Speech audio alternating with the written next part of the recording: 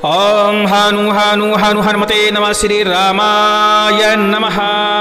आज आप दिव्य एकादश मुख हनुमत कवच श्रवण करने वाले हैं। साथ में ही हनुमदादि 60 कवच प्रयोगम स्त्रोत को भी आप श्रवण करें। कहा जाता है कि जीवन में जब संकट ज्यादा बढ़ जाए, रोग व्याधि अधिक हो जाए, शत्रु उत्पात मचाने लगे, किसी भी तरह शत्रु मानने के लिए तैयार ना हो, भूत प्रेत बाधा नकारात्मक शक्तियां आपको प्रताड़ित करने लगे, तब हनुमान जी महाराज का एकादश मुख हनुमत कवच का पाठन करना चाहिए या इस कवच को श्रवण करना चाहिए।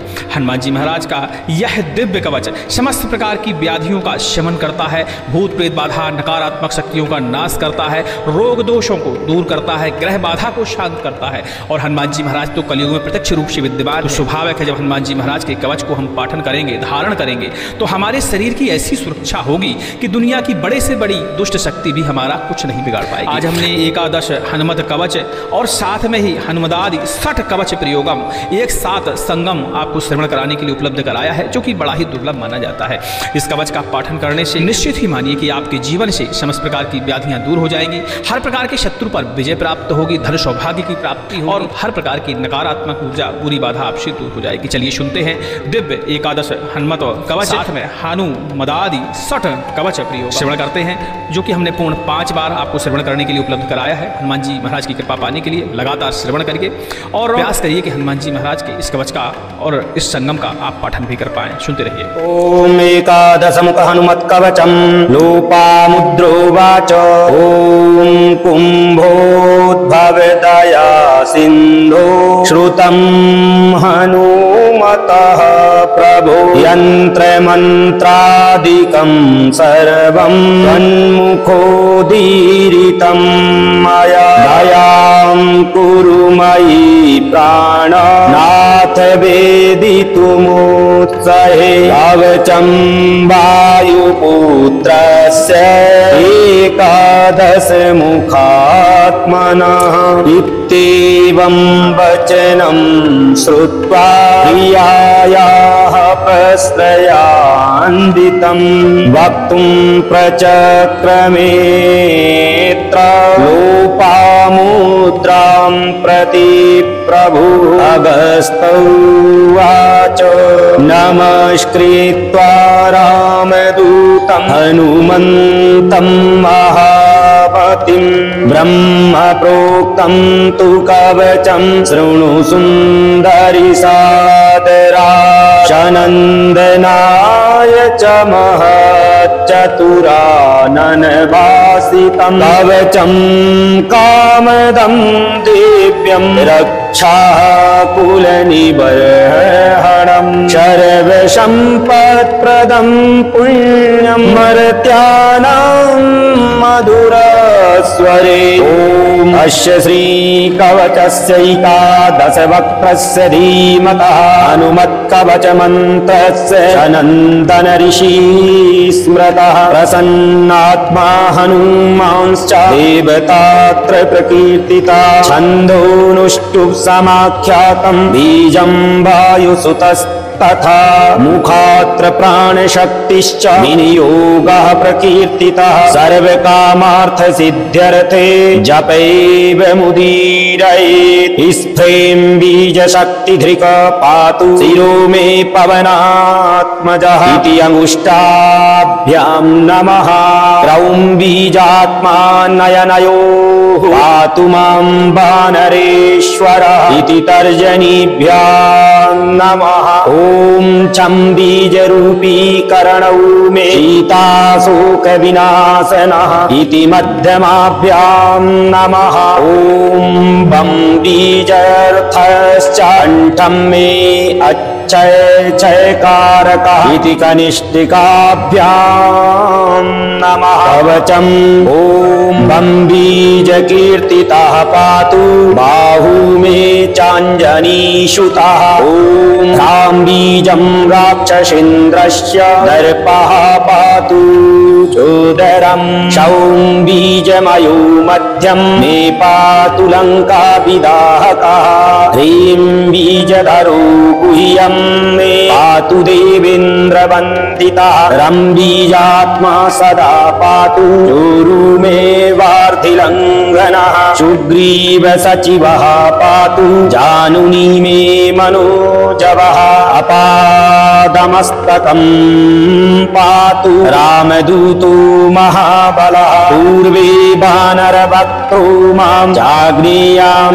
क्षत्रियान्तकृत दक्षिणे नारसिंहस्तु नैऋत्यां गणनायकः वारुण्यां दिशि मामप्याखगवक्त्रो हरीश्वरः वायव्यां भैरवमुखः कौबेर्यां पातु मे सदा क्रीडास्याः पातु मां नित्यं सौम्यरूपी महाभुजः एकादशमुखस्यैतद् दिव्यं वै कीर्तितं मया रक्षोघ्नं कामदं सौम्यं सर्वसम्पदविधायकं पुत्रदं धनदं चोग्रं शत्रुसम्पत्तिमर्दनं स्वर्गापवर्गदं दिव्यं चिन्तितार्थप्रदं शुभम् एतत् कवचमज्ञात्वा मन्त्रसिद्धिर्न जायते चत्वारिंशत्सहस्राणि पठेत् श्रद्धात्मना नरः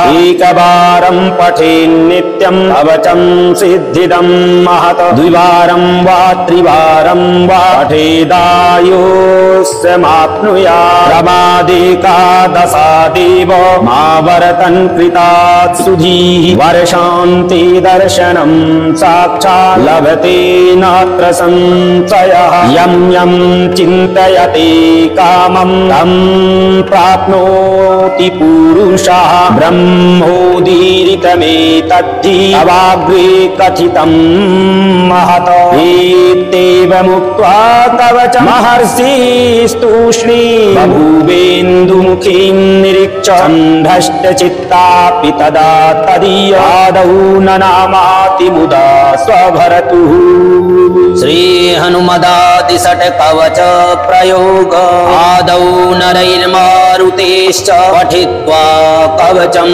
शुभं तन्तः शत्रुघ्न कवचं पठनीयमिदं शुभं पठनीयं भरतस्य कवचं परमं ततः सौमित्र कवचं पठनीयं सदा नरैः पठनीयं ततः सीता कवचं भाग्यवर्धनं ततः श्रीरामचन्द्रस्य कवचं सर्वदोत्तमं पठनीयं नरैर्भक्त्या सर्ववाञ्छितदायकम् एवं षट् कवचान्यत्र पठनीयानि सर्वदा पठनं षट् कवचानां श्रेष्ठं मोक्षैकसाधनं ज्ञात्वान्नमानवैर्भक्त्या कार्यं च पठनं सदा अशक्तेनात्र चत्वारि पठनीयानि सादरम् हनुमतस्य सौमित्रे सीताया राघवस्य च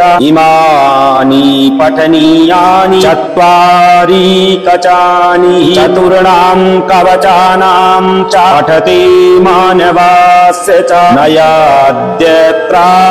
नयाद्यत्रावकारससित् तदा त्रीणि पठेन्नरः मारुतेश्चात्र सीताया तथा श्रीराघवस्य च त्रयाणां कवचानां च पाठावसरो यदा पठनार्थं मानवाय तदा द्वे कवचे स्मृते मारुतेश्चाथ रामस्य सीताया राघवस्य वा नैकमेव पठे चात्र श्रीराम कवचं शुभम् अवकाशे कवचानां षट्कमेव सदा नरैः पठनीयं क्रमेणैव कर्तव्यो नालसः कदा यदावकाशो नास्त्येव तदा तेषां सुखाप्तये मया विशेषः प्रोक्तोऽयं न सर्वेषां मयेरितः न सर्वेषां मयेरितः हनु हनु हनु हनुमते नमः। ॐ हनु हनु हनु हनुमते नमः। ॐ हनु हनु हनु हनुमते नमः। ॐ एकादशमुख हनुमत्कवचं लोपामुद्रोवाच। ॐ कुम्भोद्भवदया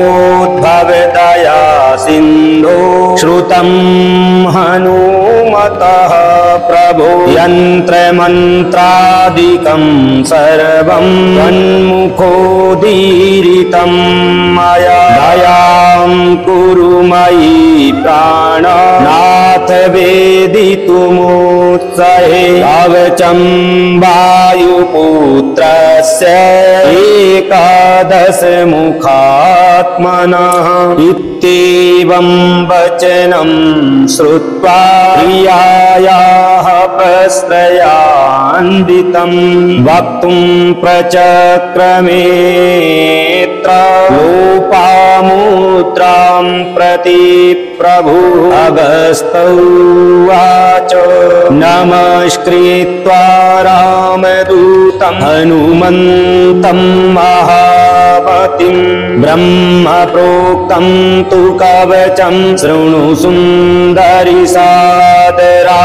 शनन्दनाय च महच्चतुराननवासितं कवचं कामदं दिव्यं रक्षाकुलनिबर्हणं। सर्वसम्पत्प्रदं पुण्यं मर्त्यानां मधुरस्वरे। ॐ अस्य श्रीकवचस्यैकादशवक्त्रस्य धीमतः हनुमत्कवचमन्त्रस्य सनन्दन ऋषिः स्मृतः। प्रसन्नात्मा हनुमांश्च देवतात्र प्रकीर्तिता। छन्दोनुष्टुप् समाख्यातं बीजं वायुसुतस्तथा।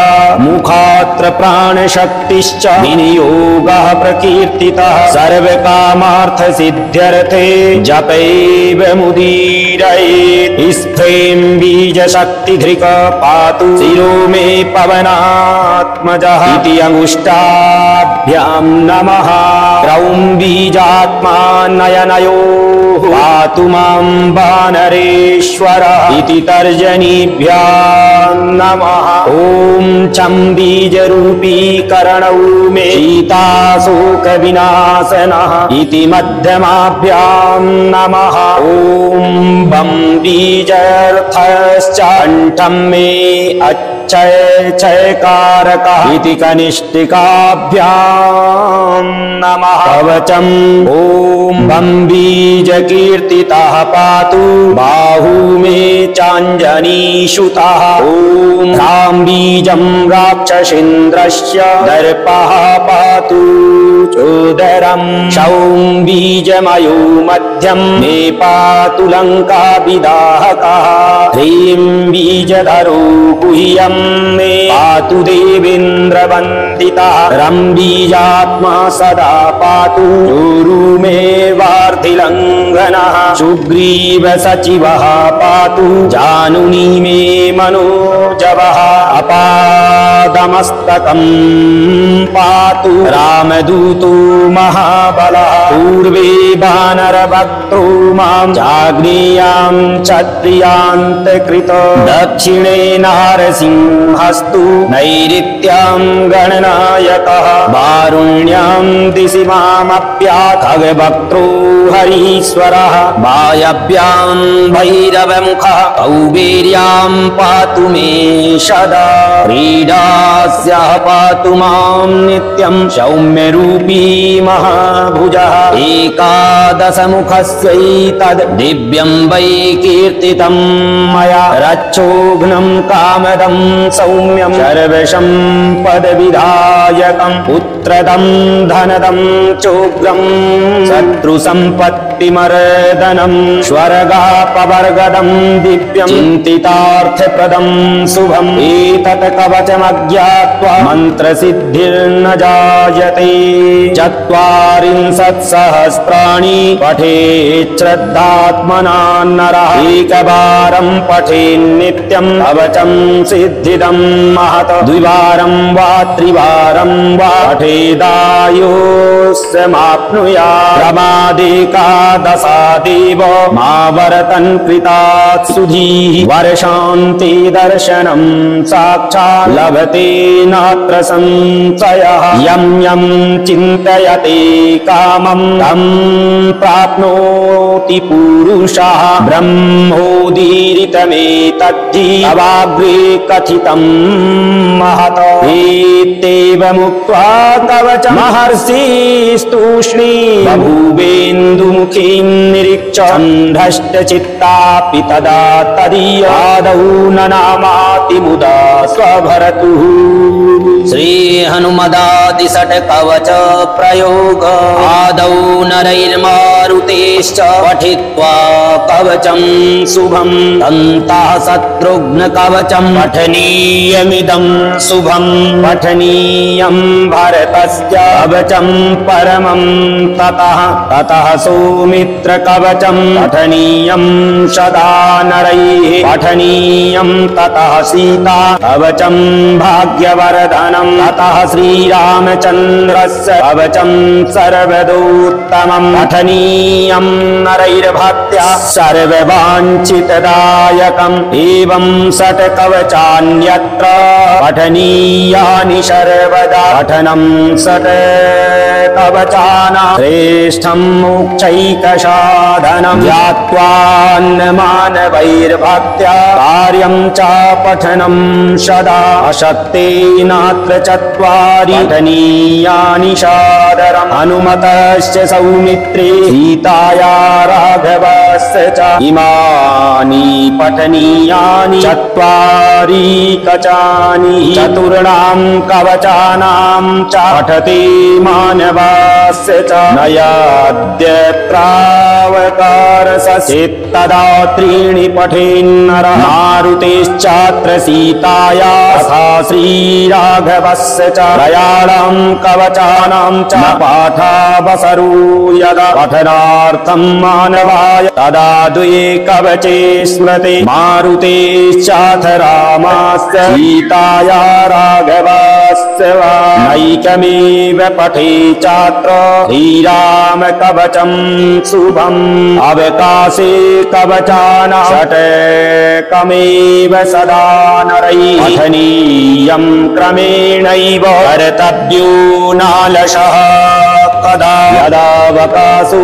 नास्त्येव तदा तेषां सुखाप्तये मया विशेषः प्रोक्तोऽयं न सर्वेषां मयेरितः न सर्वेषां मयेरितः हनु हनु हनु हनुमते नमः ॐ हनु हनु हनु हनुमते नमः ॐ हनु हनु हनु हनुमते नमः ॐ एकादशमुख हनुमत्कवचं लोपामुद्रोवाच ॐ कुम्भोद्भवदया सिन्धो श्रुतं हनुमतः प्रभो यन्त्रमन्त्रादिकं सर्वं तन्मुखोदीरितं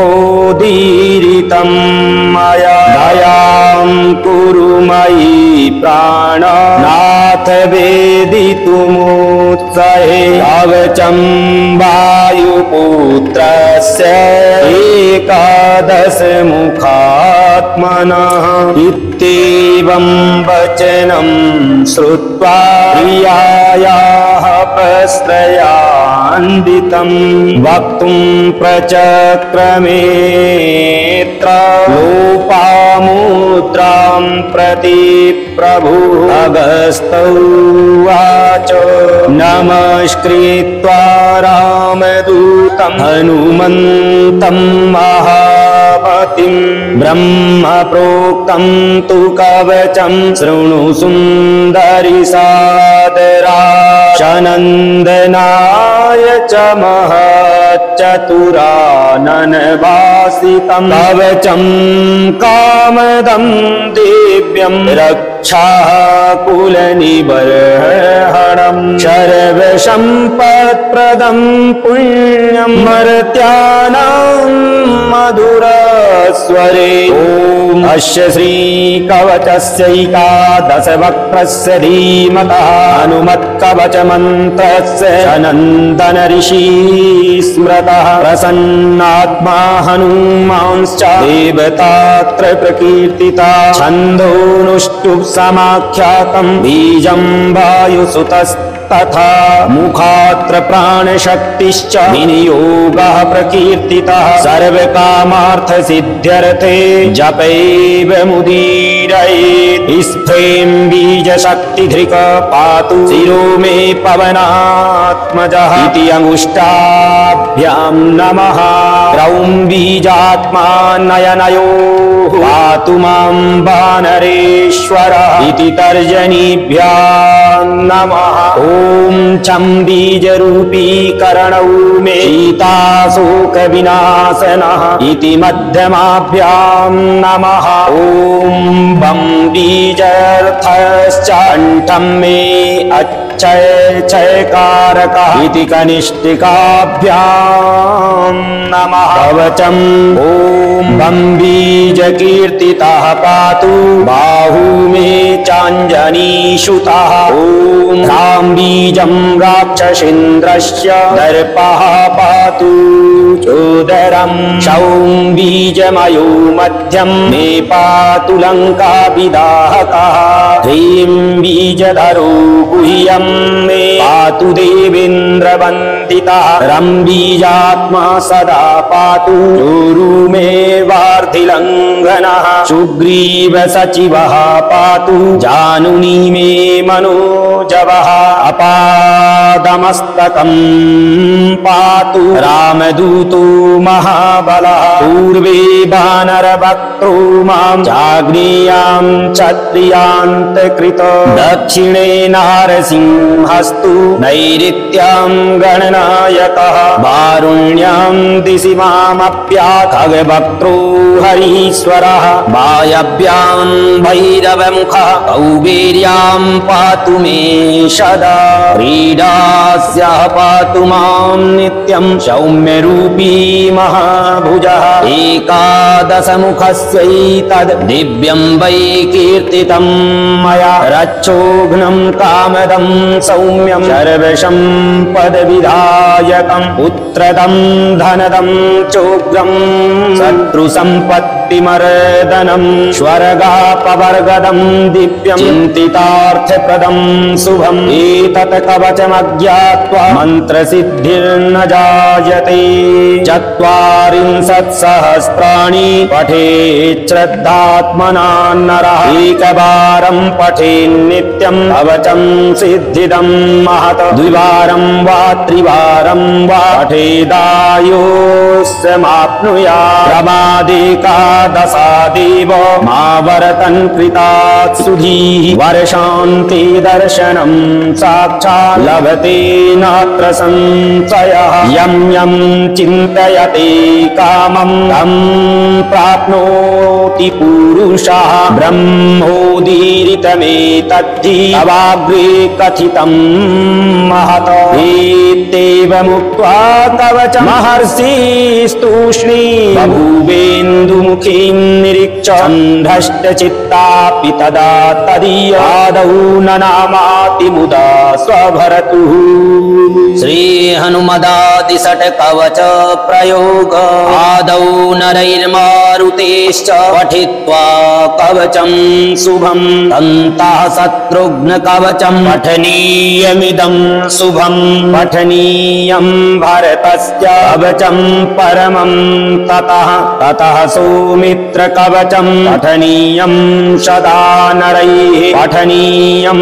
ततः सीता कवचं भाग्यवर्धनं ततः श्रीरामचन्द्रस्य कवचं सर्वदोत्तमं पठनीयं नरैर्भक्त्या सर्ववाञ्छितदायकम् एवं षट् कवचान्यत्र पठनीयानि सर्व सर्वदा पठनं षट् कवचानां श्रेष्ठं मोक्षैकसाधनं ज्ञात्वान्नमानवैर्भक्त्या कार्यं च पठनं सदा अशक्तेनात्र चत्वारि पठनीयानि सादरम् हनुमतस्य सौमित्रे सीताया राघवस्य च इमानि पठनीयानि चत्वारि कवचानि चतुर्णां कवचानां च पठति मानवस्य च नयाद्य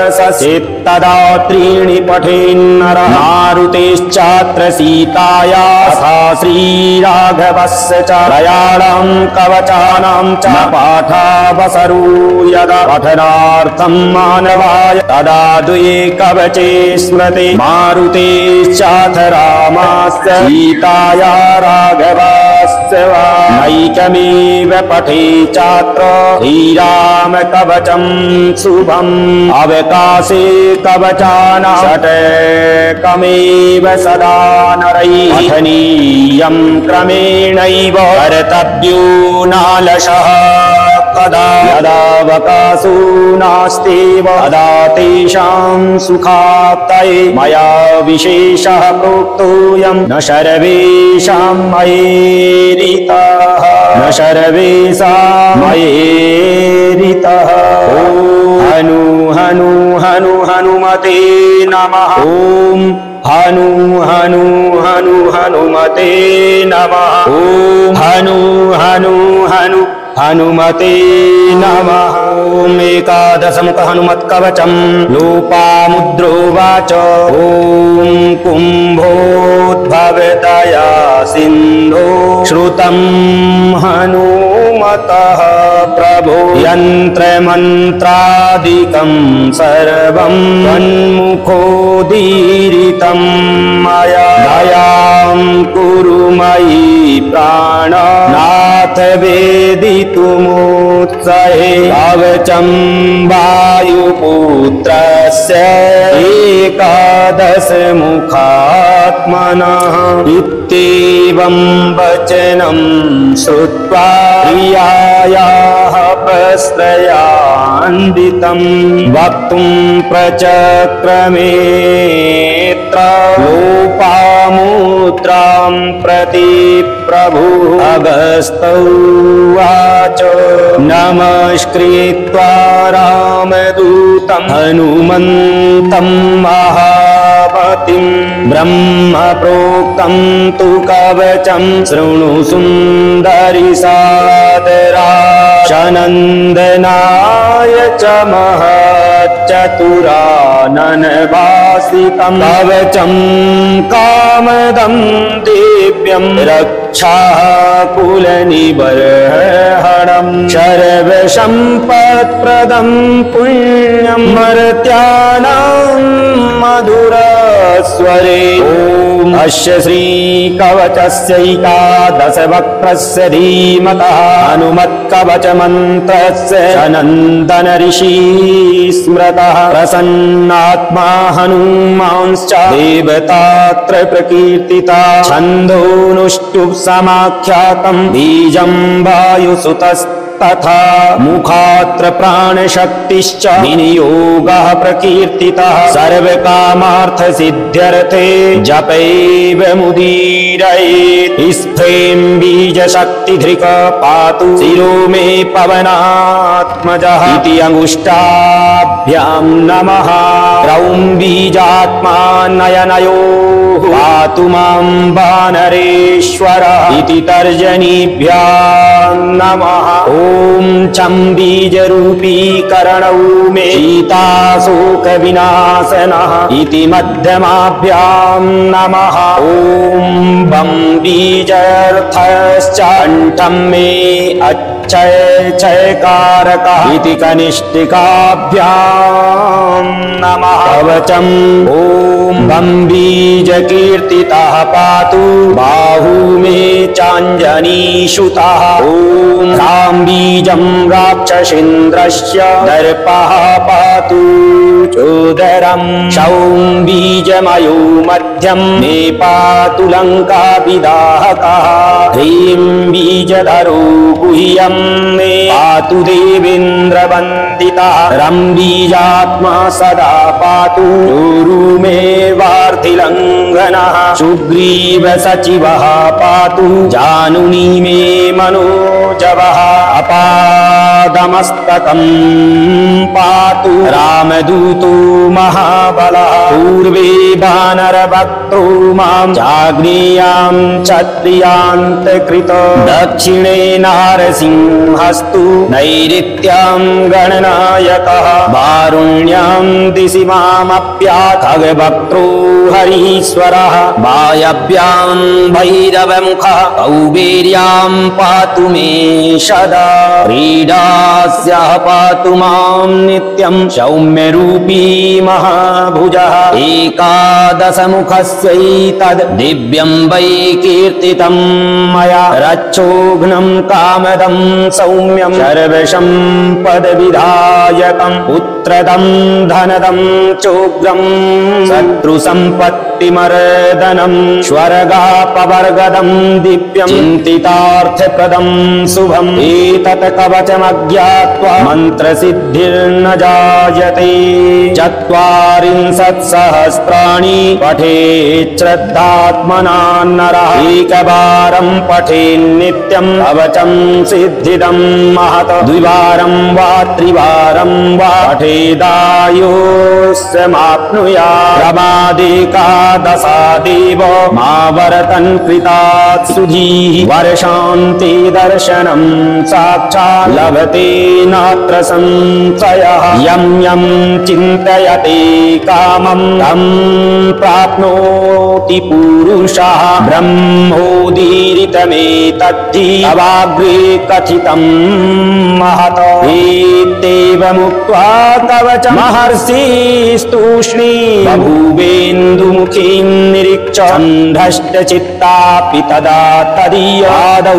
ननामातिमुदा स्वभरतुः श्री हनुमदादिषट् कवच प्रयोग आदौ नरैर्मारुतेश्च पठित्वा कवचं शुभं तन्तः शत्रुघ्न कवचं पठनीयमिदं शुभं पठनीयं भरतस्य कवचं परमं ततः सौमित्र कवचं पठनीयं सदा नरैः पठनीयं ततः सीता कवचं भाग्यवर्धनं ततः श्रीरामचन्द्रस्य कवचं सर्वदोत्तमं पठनीयं नरैर्भक्त्या सर्ववाञ्छितदायकम् एवं षट् कवचान्यत्र पठनीयानि सर्वदा पठनं षट् कवचानां श्रेष्ठं मोक्षैकसाधनं ज्ञात्वान्नमानवैर्भक्त्या कार्यं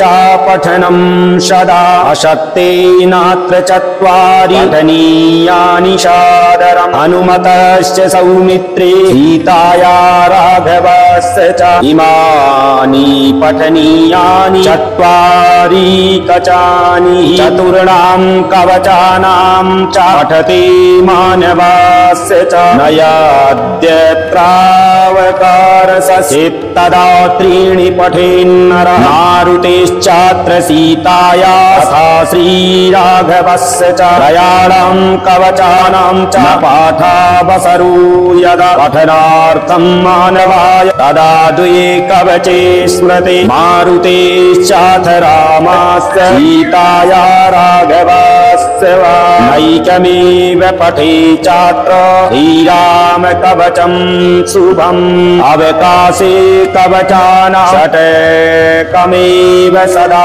नरैः पठनीयं क्रमेणैव कर्तव्यो नालशः कदा यदावकाशो नास्त्येव तदा तेषां सुखाप्तये मया विशेषः प्रोक्तोऽयं न सर्वेषां मयेरितः न सर्वेषां मयेरितः ॐ हनु हनु हनु हनुमते नमः ॐ हनु हनु हनु हनुमते नमः। ॐ हनु हनु हनु हनुमते नमः।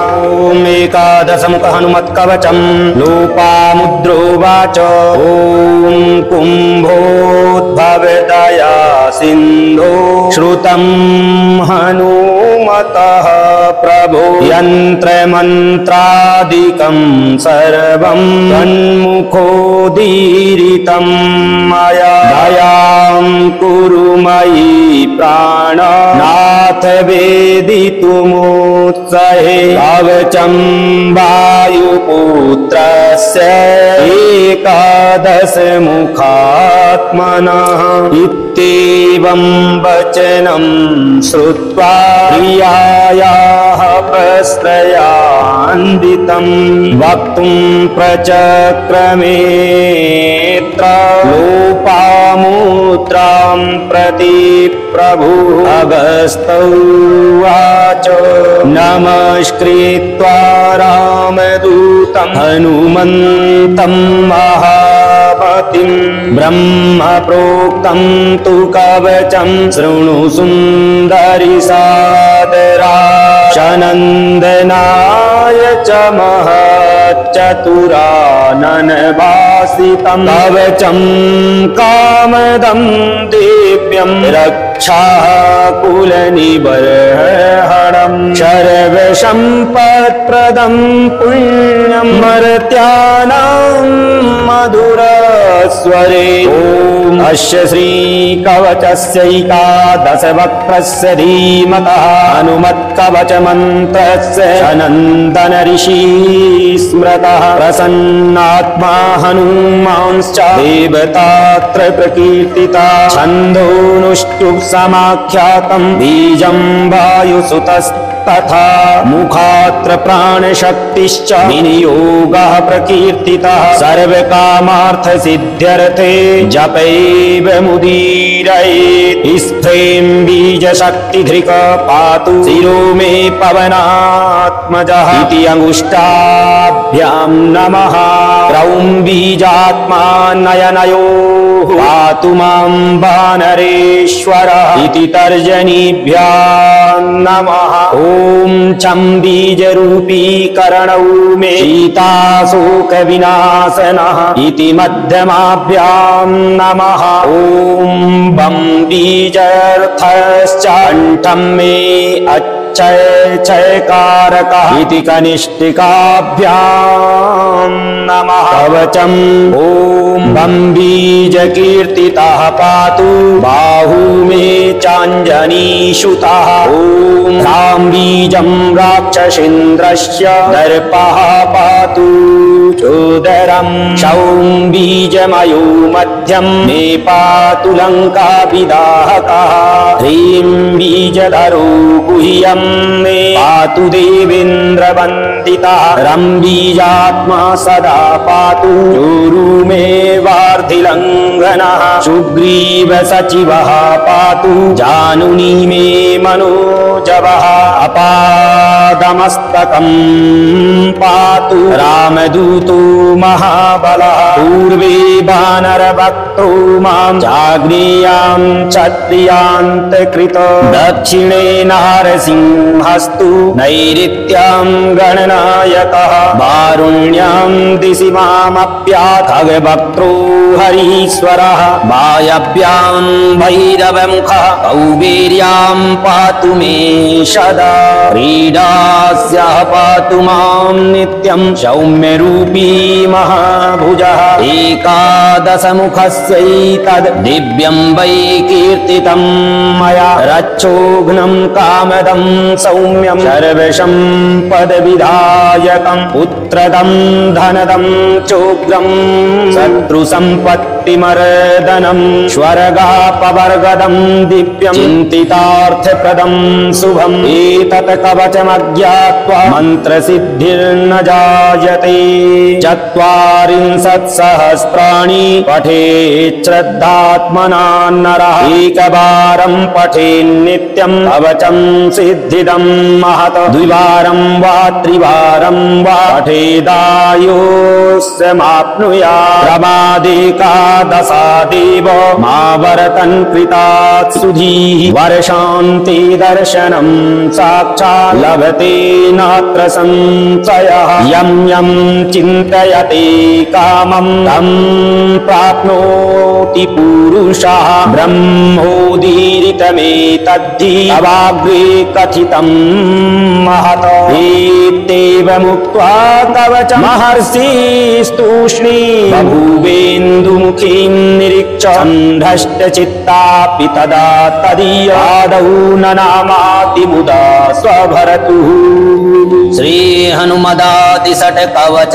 प्रयोग आदौ नरैर्मारुतेश्च पठित्वा कवचं शुभं तन्तः शत्रुघ्न कवचं पठनीयमिदं शुभं पठनीयं भरतस्य कवचं परमं ततः सौमित्र कवचं पठनीयं सदा नरैः पठनीयं ततः सीता कवचं भाग्यवर्धनं ततः श्रीरामचन्द्रस्य कवचं सर्वदोत्तमं पठनीयं नरैर्भक्त्या सर्ववाञ्छितदायकम् एवं षट् कवचान्यत्र पठनीयानि सर्वदा पठनं षट् कवचानां श्रेष्ठं मोक्षैकसाधनं ज्ञात्वान्नमानवैर्भक्त्या कार्यं च पठनं सदा अशक्तेनात्र चत्वारि पठनीयानि सादरम् हनुमतश्च सौमित्रे सीताया राघवस्य च इमानि पठनीयानि चत्वारि कवचानि चतुर्णां कवचानां च पठते मानवस्य च नयाद्यत्रावकारससित् तदा त्रीणि पठेन्नरः मारुतेश्चात्र सीताया तथा श्रीराघवस्य च त्रयाणां कवचानां च पाठावसरो यदा पठनार्थं मानवाय तदा द्वे कवचे स्मृते मारुतेश्चाथ रामस्य सीताया राघवस्य वा नैकमेव पठे चात्र श्रीराम कवचं शुभम् अवकाशे कवचानां षट्कमेव सदा नरैः पठनीयं क्रमेणैव कर्तव्यो नालसः कदा यदावकाशो नास्त्येव तदा तेषां सुखाप्तये मया विशेषः प्रोक्तोऽयं न सर्वेषां मयेरितः न सर्वेषां मयेरितः हनु हनु हनु हनुमते नमः ॐ हनु हनु हनु हनुमते नमः ॐ हनु हनु हनु हनुमते नमः।